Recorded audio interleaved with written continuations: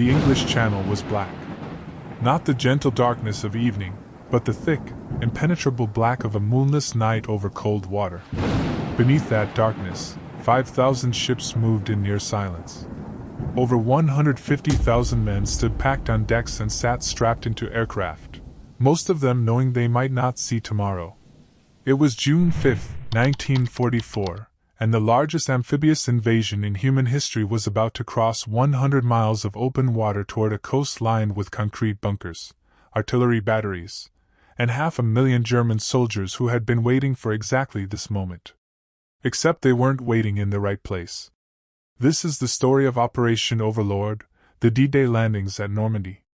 But more importantly, this is the story of Operation Fortitude, the most elaborate deception campaign ever conceived.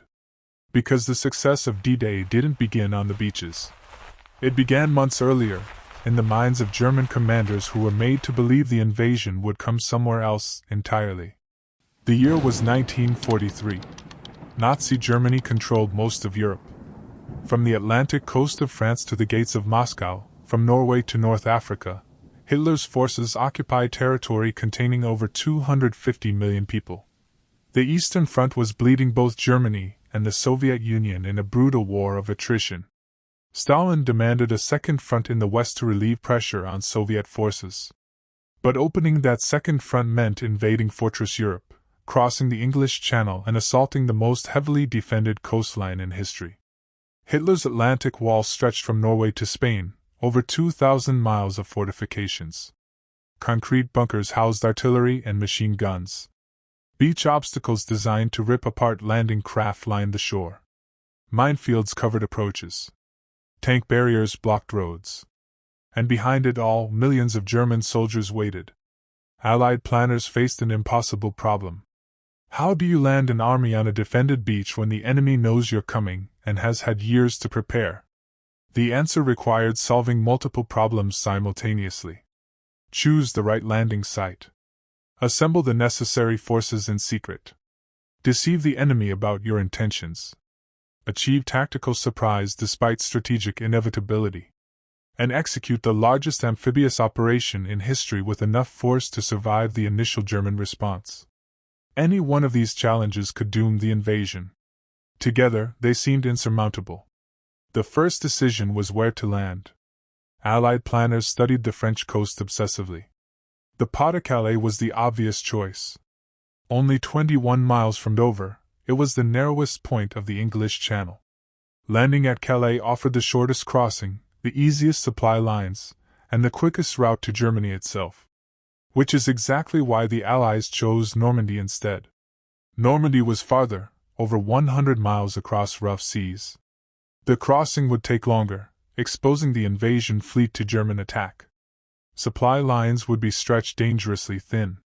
And the geography offered challenges, narrow beaches overlooked by cliffs and bluffs, with only a few roads leading inland.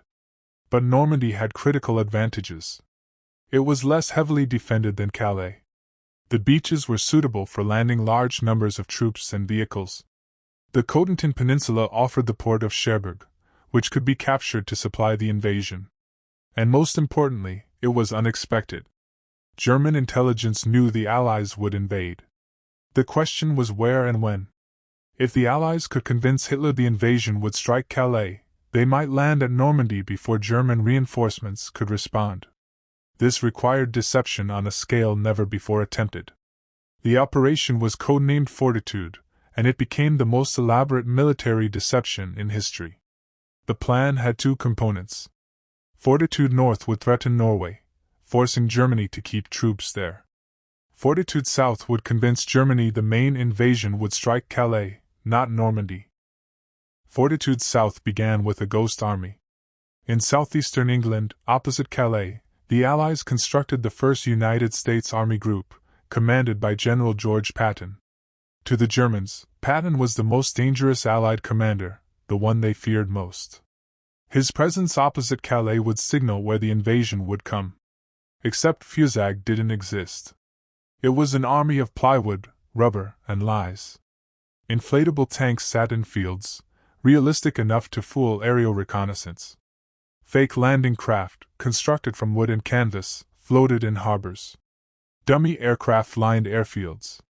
From German reconnaissance flights, it looked like a massive invasion force was assembling directly opposite Calais. But visual deception alone wasn't enough.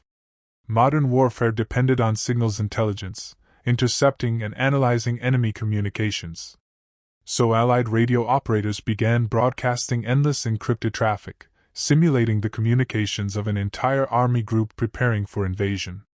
Supply requisitions, training schedules, personnel transfers, unit movements, logistical coordination. All of it fake. All of it intercepted by German intelligence, who dutifully analyzed it and concluded a massive force was preparing to attack Calais. Then there were the double agents. British counterintelligence had achieved something remarkable. They had captured nearly every German spy in Britain and turned them into double agents. These agents sent carefully crafted reports back to Germany, reports that validated the deception. They confirmed troop concentrations near Dover. They reported Patton's presence.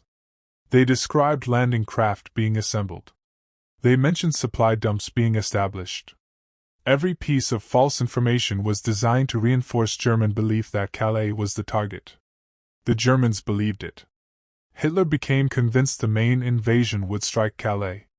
When it came, he believed, it would be led by Patton, the most aggressive and dangerous Allied general. Normandy, if attacked at all, would merely be a diversion designed to draw German forces away from the real landing at Calais. While the Phantom Army assembled in the southeast, the real invasion force gathered in southern and southwestern England. Over 1 million men. Hundreds of thousands of vehicles. Mountains of ammunition, fuel, food, and medical supplies. Enough material to sustain an army through weeks of combat. Hiding this concentration required extraordinary measures. Troops were confined to assembly areas, forbidden to leave or communicate with the outside world. Civilians living near the coast were evacuated, entire villages emptied to maintain security. Mail was censored. Phone calls were monitored. Anyone who knew details of the operation was isolated from the general population. The security was so tight that even senior Allied officers didn't know the exact landing location until days before the invasion. Briefings were conducted in sealed rooms. Maps were shown and then immediately collected. Plans were memorized, not written down. General Dwight D. Eisenhower, Supreme Allied Commander, bore the ultimate responsibility. He had been appointed to lead Operation Overlord because of his diplomatic skills as much as his military experience. Coordinating American, British, Canadian, and Free French forces required managing enormous egos and conflicting national priorities. Eisenhower understood that the success of D-Day would depend on timing, weather, and 1,000 variables beyond anyone's control. He also understood that failure would be catastrophic, not just militarily but politically.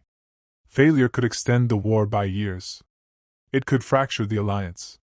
It could doom millions still suffering under Nazi occupation. The pressure was immense. And in early June 1944, that pressure intensified as weather became the critical factor. The invasion required specific conditions. The landing had to occur at low tide, when beach obstacles would be visible and could be cleared by engineers.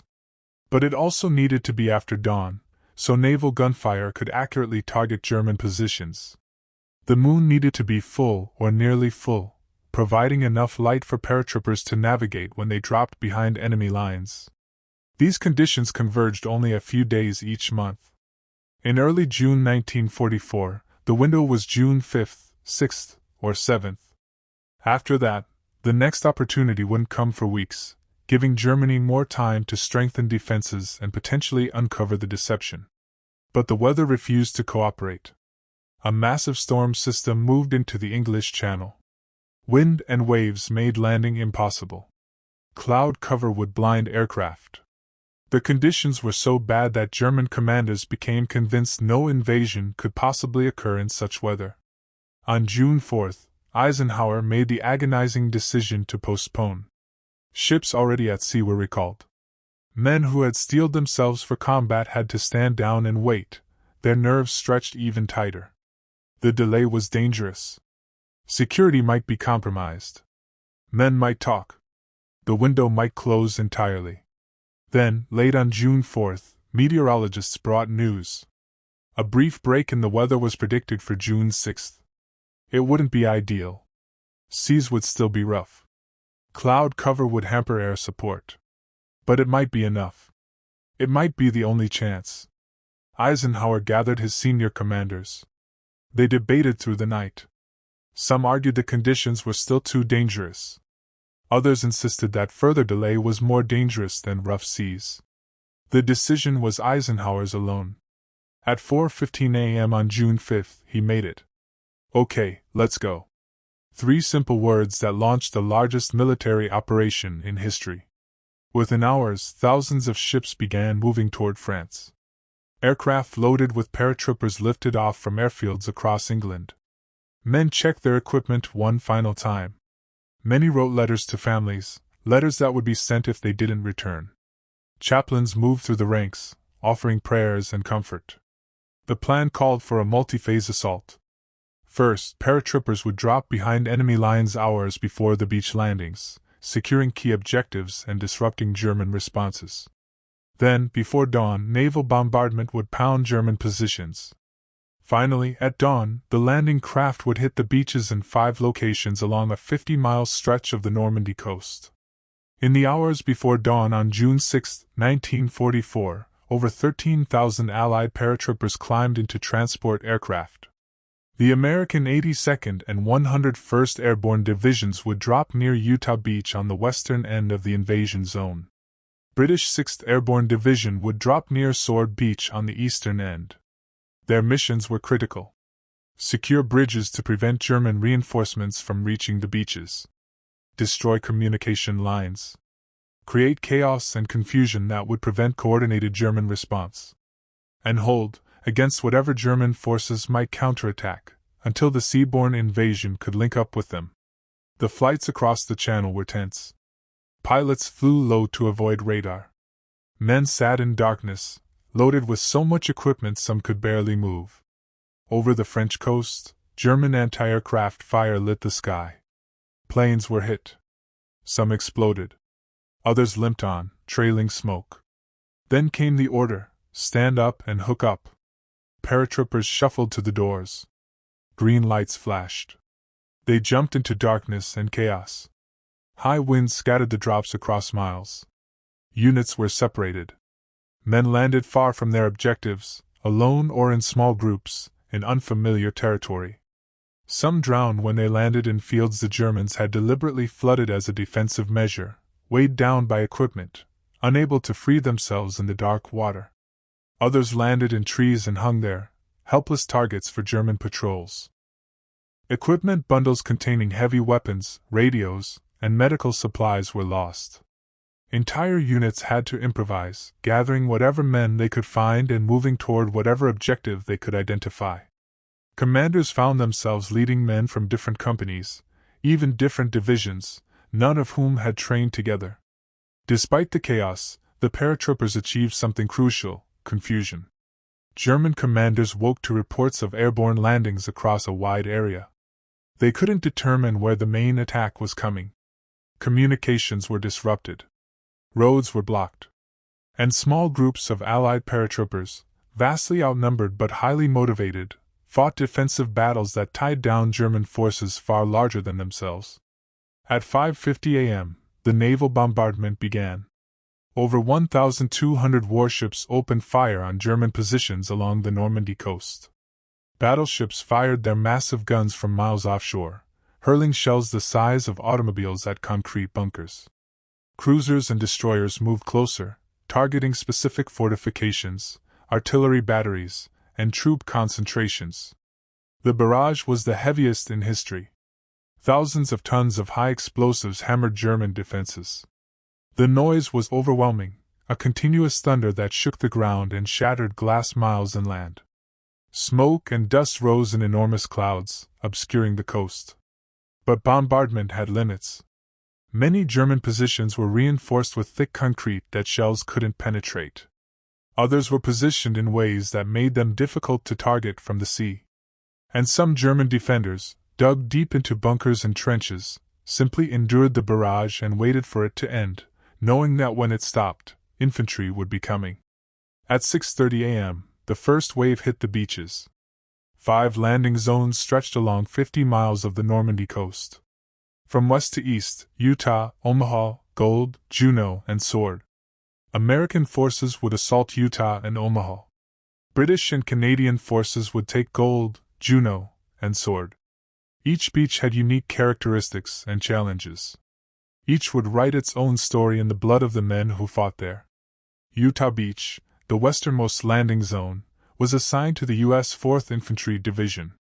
Strong currents pushed the landing craft south of the intended landing point, nearly 2,000 yards off course. This accident turned into fortune. The new landing area was less heavily defended, and paratroopers from the 101st Airborne had already secured some of the exits from the beach. Brigadier General Theodore Roosevelt, Jr., son of the former president, landed with the first wave. At 56, he was the oldest and one of the highest-ranking officers to land on D-Day. Realizing they were in the wrong location, he made an instant decision. "We'll start the war from right here." His leadership was critical. Instead of confusion and delay while units repositioned, the attack pushed forward immediately. Engineers cleared obstacles. Infantry moved inland. By the end of the day, Utah Beach had been secured with relatively light casualties, about 200 men killed or wounded. It was the most successful of the 5 landings. But 12 miles east, at Omaha Beach, hell had opened. Omaha was a gently curving beach, about 300 yards from the waterline to the seawall, overlooked by 100-foot bluffs.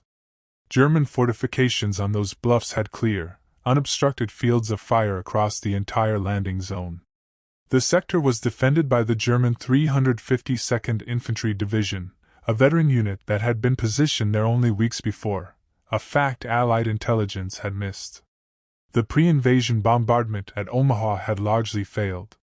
Heavy cloud cover prevented bombers from seeing their targets. Pilots, not wanting to hit the landing craft approaching the beach, dropped their bombs inland. They hit nothing of value. The German defenses were intact, guns loaded, waiting. When the first wave of landing craft approached the beach, German observers watched through binoculars and waited until the ramps dropped. Then they opened fire. Men stepping off the landing craft walked into a wall of machine gun fire. Some were killed instantly, falling into the water. Others made it a few steps before being cut down. Bodies piled at the water's edge. The living took cover behind the dead. Those who reached the beach found themselves pinned down behind a low shingle embankment, unable to advance because of wire obstacles, mines, and the overwhelming German fire from the bluffs above. Officers and sergeants who tried to organize attacks were targeted immediately. Leadership was decapitated in the first minutes. Landing craft continued to arrive, disgorging more men into the killing zone. Wounded men drowned in the rising tide. Medics trying to help them were shot. Engineers attempting to clear obstacles were killed before they could work. Tanks that were supposed to support the infantry had been launched too far from shore.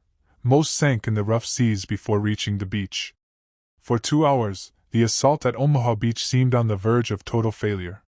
Men huddled behind whatever cover they could find, unable to move forward, unable to retreat. German machine gunners fired until their barrels overheated, then switched to fresh weapons and continued firing. Artillery rained down, exploding among the landing craft and the men packed on the beach. A message was sent back to the ships offshore. Troops on beach. Casualties heavy. Enemy fire effective. That was an understatement. In some sectors, casualties in the first wave exceeded 90%. But slowly, desperately, small groups began to move. A handful of officers and sergeants, the ones who survived the initial massacre, began organizing whoever they could find. They identified weak points in the German defenses, places where the bluffs could be climbed, routes through the obstacles. Navy destroyers, seeing the crisis, moved so close to shore they risked running aground. Their guns fired point-blank at German positions, suppressing some of the fire. Rangers began scaling the cliffs, using ropes and ladders, scrambling up under fire to reach German positions from unexpected directions. One officer, shouting to be heard over the gunfire, gave an order that became legendary. "Two kinds of people are staying on this beach, the dead and those who are going to die.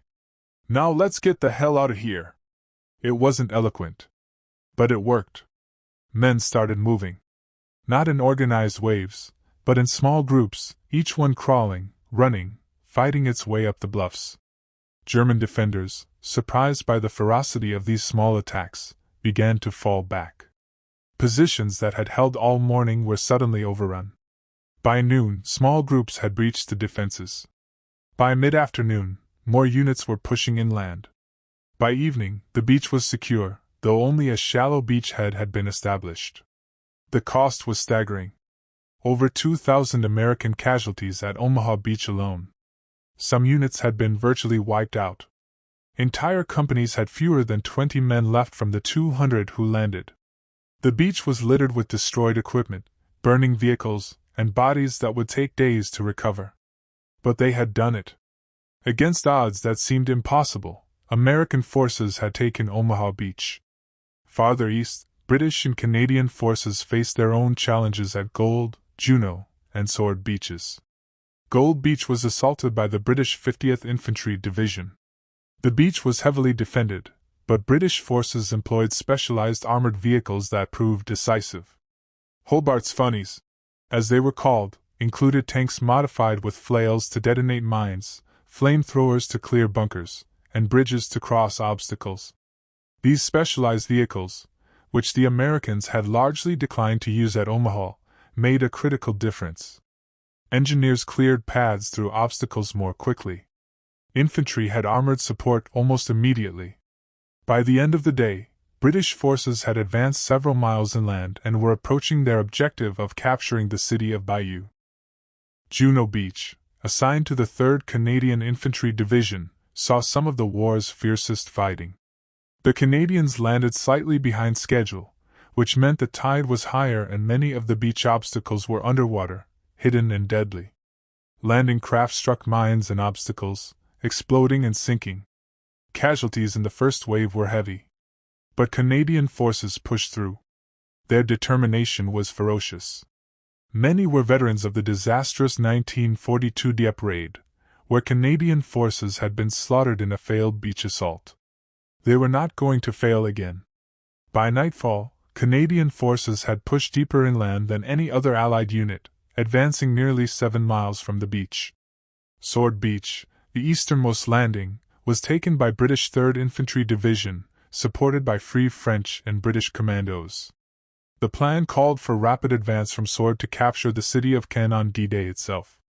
Caen was a critical objective, a transportation hub whose capture would open routes for pushing deeper into France. British forces moved quickly off Sword Beach, encountering less resistance than at some of the other beaches. But as they advanced inland, they met increasingly strong German counterattacks. The 21st Panzer Division, one of the few German armored units positioned close enough to respond on D-Day itself, launched an armored attack toward Sword Beach in the afternoon.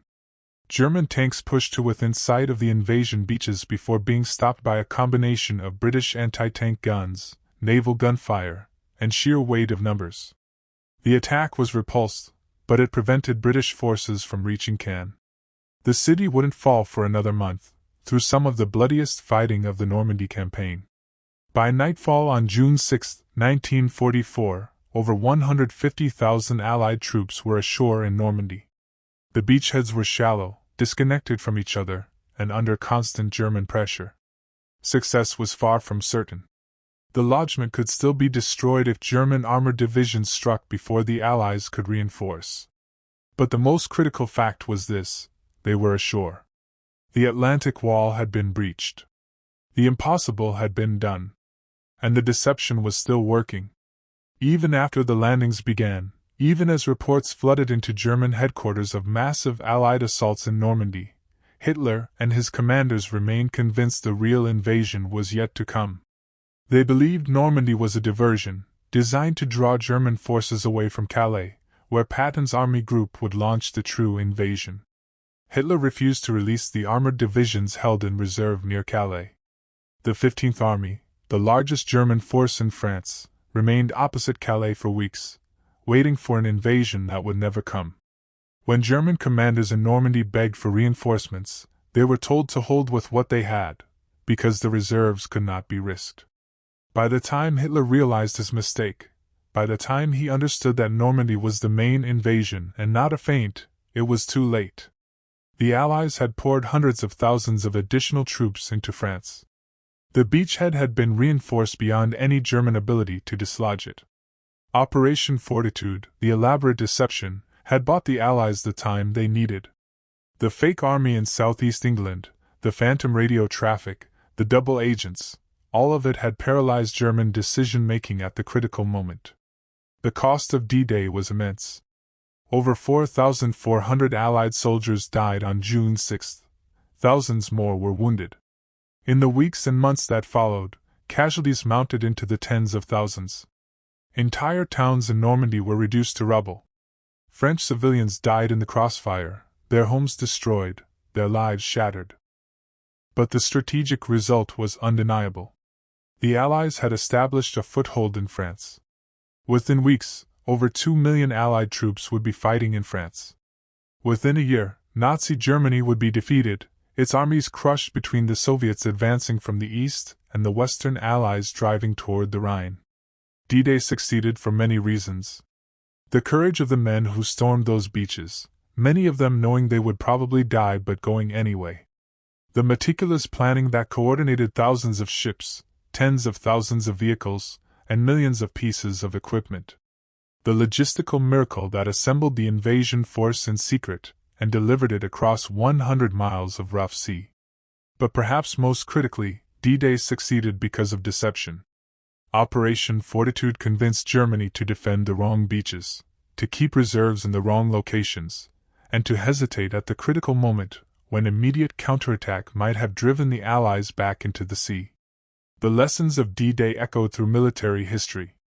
Combined arms operations, integrating infantry, armor, artillery, naval gunfire, and air support, became the standard for modern warfare. Amphibious assault tactics were refined and perfected. The critical importance of air superiority was confirmed. Logistics became recognized as the foundation of modern military power. But perhaps the most important lesson was about deception. In modern warfare, where satellites and surveillance seem to make secrecy impossible, D-Day demonstrated that it is still possible to deceive an enemy about your intentions, to make them see what you want them to see, to paralyze their decision-making by feeding them information that seems credible but is actually false. Intelligence services around the world studied Operation Fortitude. The techniques it pioneered, using double agents, false radio traffic, and dummy installations, became standard methods of military deception. Every major military power incorporated deception planning into its operational doctrine. The beaches of Normandy are quiet now. Monuments mark where men died. Museums preserve artifacts and tell stories. The concrete bunkers remain, slowly crumbling, filled now with tourists instead of defenders. Each year, fewer veterans return. The men who stormed those beaches, who jumped into darkness over France, who manned the ships and flew the planes, are leaving us. Soon, there will be none left, and D-Day will pass from living memory into history. But the story remains. The story of how the largest invasion in history succeeded against impossible odds. How careful planning, enormous courage, and brilliant deception combined to breach Hitler's Atlantic Wall. How 150,000 men crossed cold water toward a hostile shore, not knowing if they would survive, but knowing they had to try. For more stories of military operations where strategy, deception, and human courage intersected to change history, subscribe to WarRoom Intel. What operation should we investigate next? Let us know in the comments below.